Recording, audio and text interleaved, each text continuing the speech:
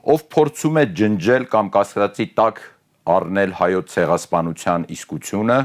նզովյալ պիտի լինի սերնդեսերունդ։ Ով փորձում է ջնջել պատմական մեր հիշողությունը, անիծյալ պիտի լինի նրա ու նրա ընտանիքի անունն ու հիշատակը հավիտենապես։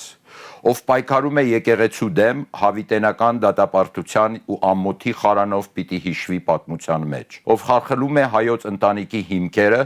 զրկված պիտի մնա ընտանեկան հարկից եւ ընտանեկան ջերմությունից։ Ով հրաժարվում է հայրենի հողերից, անիծյալ ու աստանդական պիտի դառնա եղբայրասպան Կայենի նման։ Ես կարծում եմ այս նզովքը,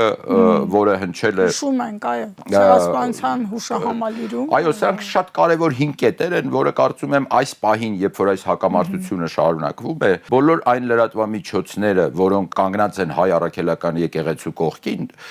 պետք է սա 24 ժամ պտտվի, որ բոլորը հասկանան ինչ է կատարվում։